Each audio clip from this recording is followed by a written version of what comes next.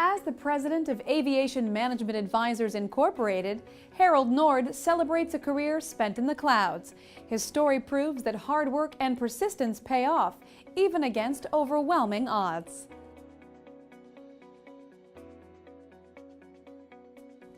Mr. Nord was born in 1928, at the very beginning of the Great Depression. Times were tough, but his parents were hard workers, who represented the kind of values that Mr. Nord would grow to inherit. He was told that as a child, he would sit on the steps of his elementary school during the summer as he waited anxiously for the new semester to begin.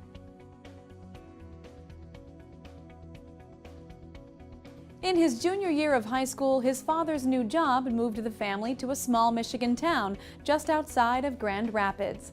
The relocation turned out to have a mixed impact on Mr. Nord's life. On one hand, he gained new friends and experiences, but on the other hand, his grades suffered.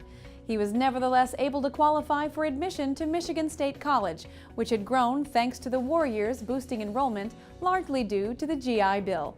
Although he was only 17 years old at the time, Mr. Nord was given the opportunity to take the exam for what was called the V-12 program. This was a training program for Naval Flight School, which would begin after 2 years of college paid for by the Navy.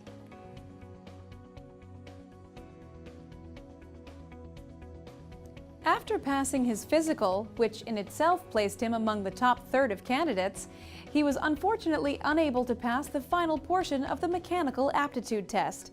Disappointed but not defeated, he worked his way through Michigan State College, graduating with a real sense of accomplishment. As a 4-year Air Force ROTC student, he was offered the opportunity to enter flight training after a physical examination and a 100-question written exam that he passed by a single point. Following graduation, he was commissioned as a second lieutenant in the United States Air Force.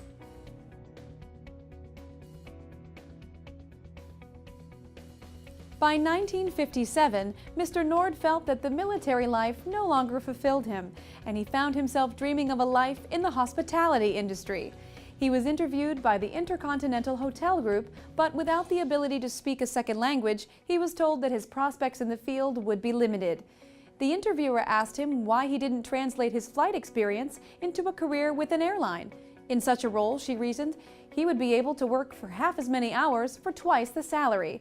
He promptly returned to his Air Force base and sent off 16 different resumes to major airlines for consideration. To his good fortune, Eastern Airlines was expanding and he was hired. He remained with Eastern Airlines for 31 years to the day, retiring just as the airline was being sold.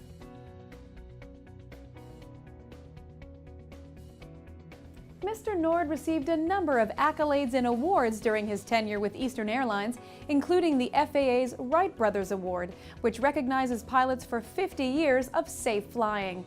He has also earned the Master Alaskan Bush Pilot Award, but more than this, he holds the satisfaction that comes from having flown more than 31,000 hours with hundreds of thousands of passengers who have all arrived safely at their destinations. He also feels a strong sense of gratitude for the countless professionals who have made this possible, from the ticket agents to flight attendants to air traffic controllers.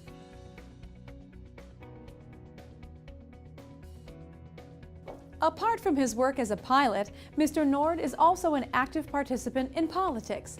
He worked on various political campaigns in the 1970s and 1980s when he was a resident of New Hampshire and Florida. Notably, he hosted an event at his home for Congressman Paul McCloskey, who ran as a Republican challenger to the Republican incumbent, President Richard Nixon. Mr. Nord feels that an inter-party challenger to an incumbent in the office was a healthy thing for both the system and democracy as a whole. Having had a taste of activism, he went on to help campaigns for President Gerald Ford and George H.W. Bush, as well as other local and state elections and issue contests.